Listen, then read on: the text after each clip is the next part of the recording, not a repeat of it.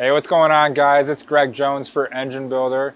We are in McKinney, Texas today, visiting HorsePower Research here behind me. We'll be talking to shop owner Erik Koenig. These guys do a lot of cool domestic V8 engine work. So I'm excited to go talk with Erik and check out the shop. Let's go.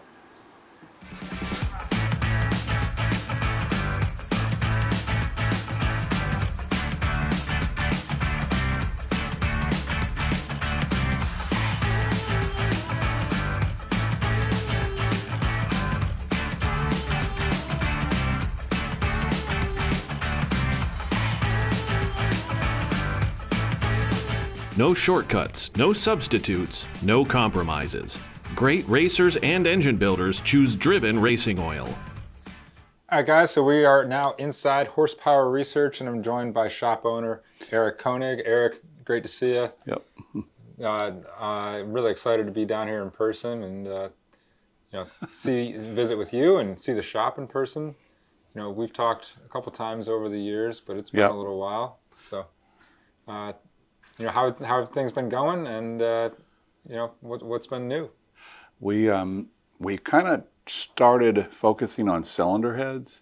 We still do all of our big engines and our we do lots of endurance engines now for road racing. We do hobby engines for people and people's just weekend warrior drag racing. We still do a lot of drag racing stuff too, but we kind of switched gears during the pandemic when we couldn't get anything to making our own cylinder heads with Brodix, which is just 200 miles up the road here. And they were nice enough to give us a dealership, and we specialize in LS7 heads. We do LS3s. We do big block Chevy, small block Ford, but we kind of specialize in LS7 heads. I'll show you those later. Yeah. We have a bunch of different ports. Different people do them, including Ice, Greg Good, Slick Rick, several other people, John at CID. We do CID heads too, and but we do everything here besides the CNC work. We have other people CNC them. But that's our biggest change, which has been really nice, and we've learned a whole lot about that, especially the guides, valves, springs, valve train. Billy Godbolt at Comp Cams has majorly helped us out, and so we have several things that we would have never done the last time I talked to you, including 800 lift hydraulic rollers that turn $9 grand, stuff like that. That's more drag racing oriented, but we have a lot of 800 to 900 lift road race stuff too now. And it's totally reliable. No problems, no nothing, but everything's different. You know, it's not like we used to do stuff. So we've, I came from the School of Automotive Machinists. I worked there about 10 to 13 years. I kind of had a big break in between. And this shop used to be Pat Topolinski, who's on TV on that Engine Power show. Me and him, and he went to work for KB Racing and went drag racing and pro stock, and now he's retired and has a little show. And then I ended up, we went back to Houston for a long time, like over 10 years. And I'd go over to the school every once in a while and talk to Judd and all those people. But then I moved back to LaGrange. Then I moved up here. So after the hurricane, Hurricane Harvey, everything I had got flooded there. 8 feet of water for 4 days. So that was, luckily I had moved some of the stuff up here. I was moving at that time. So I lost all the stuff in there, but the machines we had gotten up here. So very good. By coincidence. Yeah. So how many years have you guys been in this space now? 7. Okay. I think it's been since 2017, early February 2017, so over 7. Yeah, a little over 7 years. Very nice. And I came up here. It was hard for me to get any employees or anyone to help me in LaGrange. It's a really nice setup and very cheap, but it was just me and one other guy. You know, so it was I was always stuck with a labor problem. So I came up here with some friends that I knew from A&M, and it's been pretty good besides the pandemic. Yeah, right. Besides all that stuff. And Erik, how many employees do you have today? I guess it'd be 5 right now. Okay. Very good. So it's we've had as many as 6. We had some part-time people too, and some people from the school that would come up on the weekends. But we really have right now. It's just 5. It's me, Anthony, Lance, Alec, and Brian. Very good. They all do one thing. We'd like to get more, but it's almost impossible up here. It's so hard to find a place to live. The prices have gone all through this time. this area has almost doubled in price, which Wow. it is what it is. Yeah. So, yeah. All right. Well, Erik, I'm going to let you Okay. take over here and show us around, and we'll follow. Okay. Well, obviously this is just our lobby where you come in, and Anthony's the main manager. He runs everything and orders most parts, orders most, pays most bills, everything else. Customers come in and talk in here. Okay. Oh, So- nice. Oh, you guys so- got a good amount of space back here. Yeah. Yeah. This is basically everything comes in and out on these doors right here. Yeah. Like these are more deals just waiting for parts. They're almost finished. Some of them are just machine blocks waiting to go in there. Yeah. But we had the Dart blocks, the Dart LS blocks, a long time ago. You couldn't put factory windage trays or factory oil pumps or factory oil pump pickups, whatnot on. Yeah. So on my own here, I was making parts. Basically these bolt on the darts, and then they simulate a factory block. You can just bolt everything on just like you would an OEM block. Okay. And so I started selling these to other people, including Dart and through Summit and Dart through on their own. And Yeah. we still do make a lot of these. And another CNC shop here does the parts, and we assemble them here and ship them out. And Okay. but that turned into a good little side job. Yeah. We've had a lot of people copy them already, but it's the ones we have actually work. Right. Right. Very cool. So this would be in and out, this one door here. These are some of our heads that are waiting for people to buy them. They're already CNC. They have different seats, different guides. Okay. Some are 8mm, some are 7mm. Some are all out solid roller heads. Some are hydraulic roller stuff. But that's our deal with Brodix has been incredibly good. They're really, really good to deal with. And even we have some stuff that's even done at Koenig Company. I don't know if you've ever been there up there. Brodix goes there every few days, so it's free shipping. Okay. This is not operational. We got this about a year ago. We're waiting for the power to be hooked up, and we don't have enough more three-phase. This town, you got to have all this. But this was one of our friends. It's just an old oil field 3-axis machine. Okay. But we'll be able to do a lot of stuff on that, but it's not running. And what is the hope in terms of the type of work that you Well, we were going to do like these. We were going to do just different widgets, all manner of stuff. Some cylinder head work, not porting because you have to have a 5-axis. Right. And there's so many people that have the 5-axis machines, even right in this town, that we can always, they're already paying for it, so they give us a good deal, and they just do the machine work. The heads come back here, and we put the guides in, the seats, the ream and hone the guides, valve job them, finish everything out, assemble. Yeah. We just got a new flow bench. That's our old flow bench. Okay. We're going to go get it. We've got to go get it. It's in Kansas. It used to be Chad Spears' old. It's a really famous flow bench, but I've got to go pick it up. And the truck that I have is out there. It blew a oil pressure sensor out the back of it, so now I got to fix that. But then we'll have it's based on the 600, but it's a pretty fancy one. Nice. And that's not exactly a good picture, but it's It does its job. Yep. So all of this stuff is just storage. Okay. Here's one of the Dart blocks. There, we've got a lot of them now, but so that's how that goes on there. Okay. We have some of these are 1/2 inch. There's a different deal for that. Yeah. But these have been a godsend.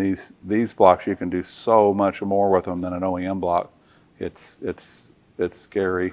But anyway, these things have, they have big lifter boards, so you can go a lot bigger and we can move them. Some of these we move the intake lifter over, and we use offset lifters, and they have an oil crossover here where you can adjust the oil to the push rods and everything from the lifter galley without taking the front of the motor off the back. Okay. We modify a lot of these for oiling, but the Dart, the aluminum ones have double crossovers. So oil only has to go through one lifter to get to another. This one, it has to go through 3 to get to the end, but it's fine. It's better than it being at one end and having to go all the way down the... Right. So, but they have a little 1/8" pipe plug. I have a bunch of them in my office, brass ones. They're drilled with different jets. So you can prime this up on the engine stand and look at it, and if it's not enough or too much, you can literally rejet it like a carburetor. It's super nice. Very cool. We have an oil flow meter that we use on some of the dynos that we can see if it's going crazy. We can see if it's not very much, and you just take it off right there and put a new jet in. Okay. Very cool. But these are all motors just waiting for something. Yeah. Erik, how many engines will you guys do in a year? Probably about 200. Okay. Yeah. I used to be like 250. Sometime during the pandemic, we were down to like 120 because we just couldn't get cranks, couldn't get connector, couldn't get rod bearings, couldn't get main bearings. Yeah. Couldn't get head gaskets. That sounds ridiculous, but couldn't get head gaskets. Yeah. Yeah, 200 a year, that's pretty solid. Yeah. In Houston, I would do even more than that, but I was doing really cookie cutter. I would buy blocks in bulk. I'd buy cranks from Scott and Callie's and big pallets of them, but it was all the same, you know, and they'd give me a discount and free shipping. So now, unfortunately, that was easier. Now, almost every engine we do is custom, which might be a mistake because it's just all the pistons are custom. Yeah, some of the rods are custom, there's a lot of custom stuff. So that's a bad thing. If you give people options, they take them. And then they freak out if it can't be finished in the next day. And we can't buy any of this stuff at Walmart, obviously. So it's a bit of a we're trying to go back to more standardized stuff so we can get more out of here. That's our cylinder head stuff. I don't want y'all, there's so much stuff in here. We have an old VGS 20. It's a pretty conventional cylinder head machine, but this one's in really good shape. Brian, our cylinder head guy, is from the school.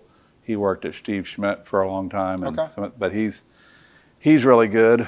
Our valve grinder, valve honing cabinet, all different stuff. A lot of guides. We started doing our own guides.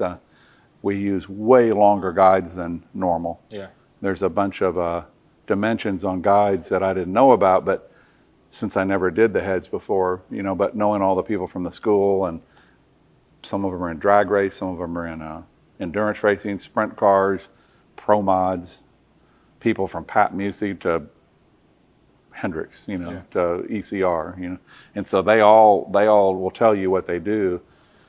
And so we mainly moved backwards from 8mm back to 7mm, and even less on some engines, on the NA engines, on the intake valves especially, that we have stuff that intake valves now that are 70 grams, under 70 grams for a lot of these. And so guides that are 1/2 inch longer. So even with way more lift, there's way more support. They last forever. The valve jobs don't. It's kind of crazy, and it's just, we have to put them in anyway. So we, between CHE, Exeldine, and PPPC in North Carolina, they make all of our guides. We have a bunch of them. Nice. It's our old crank balancer. That's an old Pro Bow, but it's been updated by the company to a computerized version. We've got a big ultrasonic thing, kind of like a big jewelry cleaner. That is weird. It makes a lot of noise when it's on, but you can put something that looks clean in it, and you put it in there, and you see clouds of stuff come out again, even after you've already power washed it. It really gets this stuff out. So certain things we run in there a lot. Our regular old lathe. This was one we bought from a big CNC company, but this thing is, I guess it's a Taiwanese. It's not a Chinese, it's a Taiwan lathe.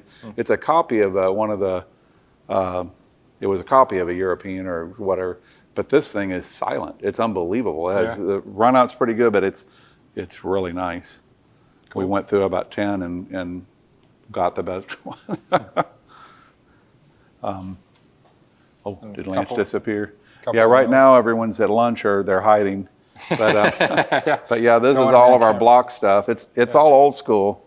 We have 2 surfacers. We have this is a rod hone. You've probably seen all these machines before, but this does piston pins and balancers, and rod, big ends, small ends. We do a lot of pin honing and piston honing for the pin bores. Yeah. This is a little sturdy CBN. It's like mainly the cylinder head surfacer. We do surface, this can go up higher. Can do some 4-cylinder motors on here too, or Subarus and stuff like that. Yeah. But we mainly this is running all the time for cylinder heads. Got our old Inco 9x49 mill. We use that almost every day. Yeah. We do a lot of heavy metal. We put heavy metal in and out of cranks and stuff. Okay. But God, that was worth its weight in gold. I bought that. Yeah. Me and Pat bought that 20-something years ago. Yeah. And this is an old boring bar, Quickway EBF. Yeah. This used to be what all the NASCAR shops had, and I'm like, now they're all CNC, but Sure. this was the most rigid, easiest, big boring bar you could get, and it still works perfect. It's just a lot slower than a CNC machine. Right. So, but it's easy to use. Then we have an old, what is the Storm Vulcan 85B. Yeah. This one has a variable speed on it, but it's got, I think, 14 carbides, and it's kind of slow too, but it's ultra flat. Like when we take blocks from here, bring them over to a place like you were just at, when they touch off with their Renishaw probe, they're always like, wow, this is way flatter than the big CBN machines. It is, but it's not as pretty of a surface finish, but it works great. Yeah. We just have to run it slow. Yeah. But it's ultra flat, and it does good with everything. Nice. If the cylinder heads, and usually we run them on the CBN, so they're like a mirror. And then we still have an old CK10 hone.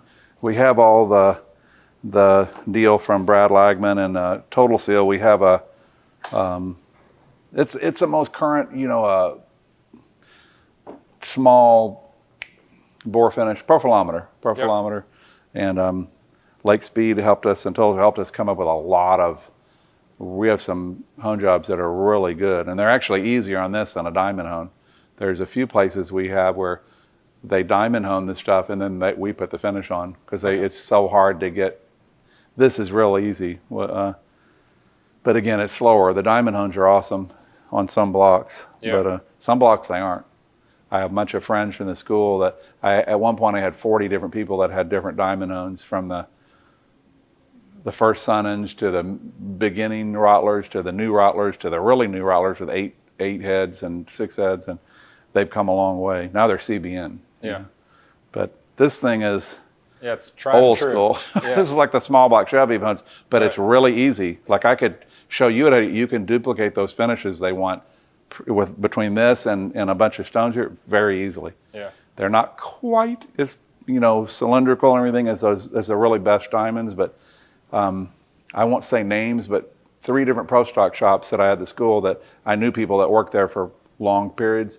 When they switched from the CV615 CK10 to these 8 and 12 head things, it was a gain, but not what you think. On a 1480 horsepower motor, like 5 horsepower. So I mean that's 2 horsepower on a 7. So do you want to spend $150,000 to gain 2 horsepower? I can't afford to do that. Right. And this is, anyone can fix it. The stones are real cheap. If you crash the stones on here, it's $20. If you crash it on a diamond, it's a lot of money. Right. Yeah. I can imagine. So we eventually will have one of those hones, and then this is a line hone, CH100 line hone, and it just hones the main bores, in line and to size. Very good. This one is the one that everyone hates to do, but it's necessary a lot of times. Yeah, absolutely. But that's all the block stuff and the head stuff. We farm out most of the CNC work. We do a lot of stuff to cylinder heads that we're getting some CNC shops to start doing, water modifications and deck modifications. Right. What if your honing oil provided more precise results in less time on a cleaner surface with less wear on your tools? Introducing the first premium honing oil formulated specifically for engine builders and professional machinists. Honing Oil 10 from Driven Racing Oil. This is the best honing oil that I've had. The cylinders are cleaner. They look a lot better. Even when we get ready to assemble it, the cylinders are still clean. I really do like it. For more information or to order Honing Oil 10 right now, visit drivenracingoil.com. All the OEM Brodix and CID heads have all the water connections that a factory GM has. Most of the other aftermarket heads don't have water flow in a lot of the areas that you would need it for a road race engine. Yeah. And they tend to overheat. Yeah. So we started doing a lot of water modifications on those heads, and that's from PRCs to, they're all good heads, but if you don't modify them, the TFS, even the All Pro, they're missing. Yeah. Like the water around the plugs and on this exhaust side, Yeah. we have to modify those. And when we do that on the road race stuff, it's a big difference. Like some of them can go down real long straightaways, and they used to have to pull timing. After we do that, they don't. They don't have any weird problems. You know? Like I said, this is our balancing center. We do have a jet washer back there, and then we have this is a Crystal Clean. It's a it's like a soap-based one, but you don't have to, the EPA doesn't track it. Same thing with this thing. Right. So Nice. Then our assembly room, these are just more weird cylinder heads waiting for something. Old big block Chevy iron heads. We don't do too many of those, but we do lots of other stuff. Yeah. We started doing the Hemis more. Those are pretty neat. Like I said, a lot of these are, some of them are, LS3 heads, but a lot of them are LS7s. This is one of our LS7s. Okay. You can kind of see how long the intake guides are. That has copper seats. Those are just A45 seats, but we have some that are copper beryllium, some that are VX and BX CHE. This is going to be a road race. I think this is an 8mm, LT head. You've probably seen lots of those. These are pretty incredible. This is just a stock head that's put together, but we were measuring P to V with this thing. We know how much the pistons don't have valve reliefs. There's a valve relief on the exhaust. There's a dome on the intake, but the edge of the intake valve on it hits the deck before it hits the dome. It's almost identical. Yeah. But they have more P to V than people think, but they don't have a lot. On the exhaust, they have a lot. This is another CID, but this is a LS7 head. It's really not an LS7. This one has altered valve locations, but this is one that was done by one of Brian's friends at Matt Bieneman at MBE. Okay, yeah. And it's like a 40cc chamber, and it has copper beryllium seats in it. But this is an endurance head. This thing is going on that block. I'll show you that block, but this is an oval, their oval port. It's their medium oval port. It flows, I think, about 440, and it's got really big rocker pad. These have virtually no deflection. Like we have it's a steel T&D rocker. We use steel T&D and steel jazzles on those, and they're really rigid. Like with a 800 something open spring with 900 lift, I think it only had 29 thousandths deflection. So it's really, really low. This is our little guide mic, and this is our Buxton. Yeah, they made this. We had to wait about 8 months for this thing because he was so backed up. But this is really nice. We can sort all the springs, and usually when we do that, we'll write what they are. Like that's valve guide clearance, but we'll write that's stem protrusion. Yeah. Setting up the geometry, setting up the guides. These were changing to a longer, smaller valve. These are some Cleveland. This is basically a Yates head, but adapted to it's the CID SC2. Instead of a Yates SC1, it's John at CID's SC2. These things are an oval port, 500 CFM, small block head. Yeah. I think they're like 490 or something, but it's a 2-300 valve, and these were done by RFD. Yeah. We're just switching to even a lighter valve. Yeah. But these have, real nice. These guides are over 3 inches long in these heads. Wow. But anyway, cool. Those heads will make 1200 on motor. They can. Yeah. Our little valve, there's more heads that are waiting for parts. Yep. even old Viper heads. We have a bunch of those. But this is probably our best deal inside here. This will have one of these CID carb type intakes, but set up for EFI. Okay. And it was matched to those heads. This is a dry sump road race. It's going in a road race truck. And this truck is essentially like a Corvette or NASCAR frame with a truck body, but it has a sequential SADEV transmission and splitter and wings, and it's like a super light. And this would be probably around 900 rear wheel horsepower, about 1,000 horsepower at the engine. Very cool. Yeah. And with those heads, it's only a 40 cc chamber, and this piston, it's like over 14.5 to 1. And I think they're going to run this on like Q16 or some kind of race gas. They don't want to run alcohol. Right. But this has a belt drive. These are nice. The top of this, we block everything off. These little channels are just, the oil dumps in here. Yep. It comes in here, and there's a cover with a pickup right here. Okay. It's actually about right here. Yeah. But it'll scavenge all the oil from the heads, and they go to a separate, they go back to the dry sump tank. So very little oil falls on the bottom. Yeah. And this is a all radius pin arm Bryant crank that's, it's super stiff for what it is. I haven't even tried to use my arm since I did all this stuff. Yeah.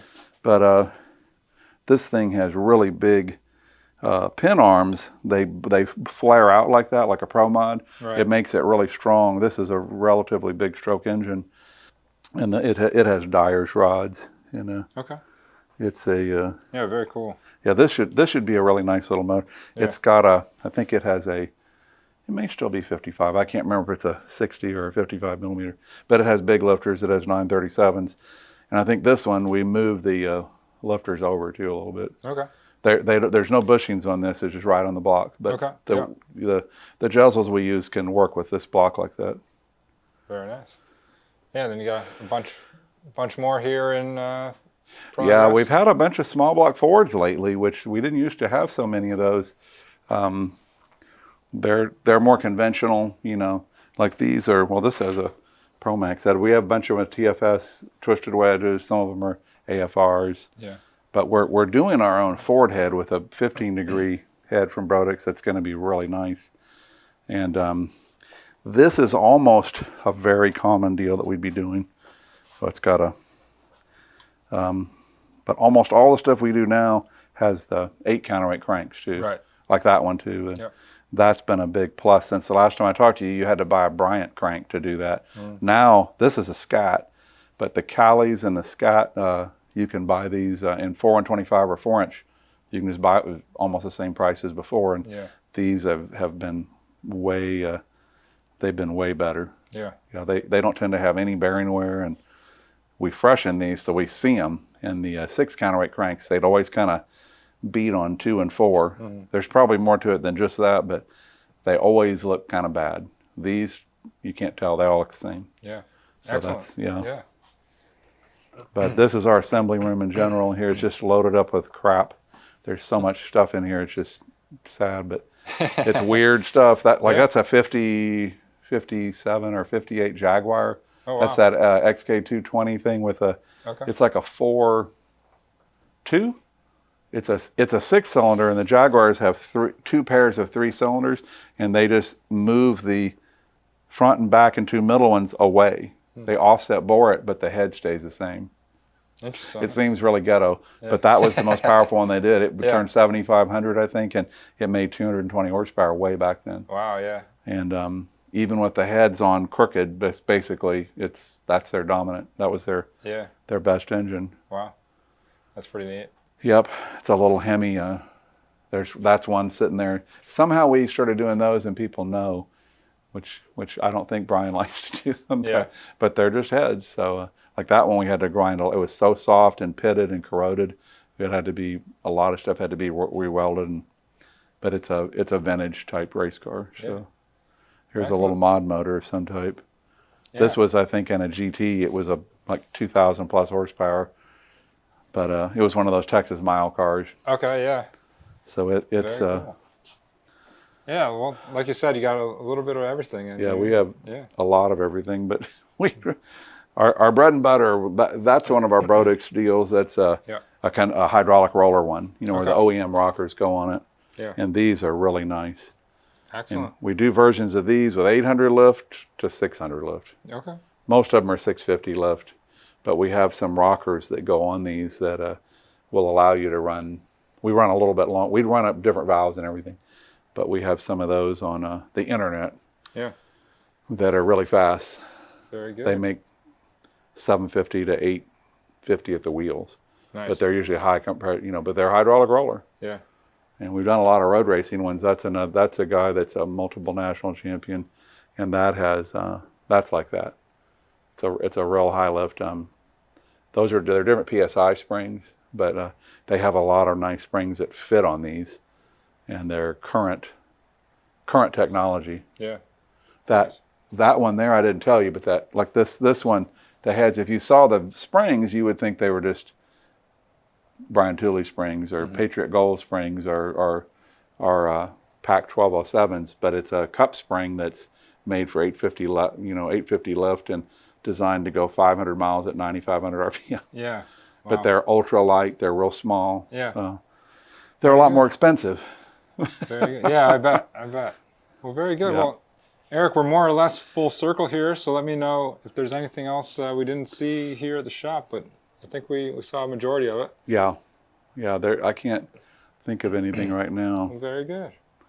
Well, They're Erik, again, we really appreciate the time. You know, guys, we appreciate you watching this shop tour of Horsepower Research. If you do have questions for Erik about what they do here at the shop, make sure you drop that stuff down in the comments and we'll pass that on to these guys. And also, make sure you're checking out enginebuildermag.com for more great engine content. Thanks for watching, and we'll see you guys next time.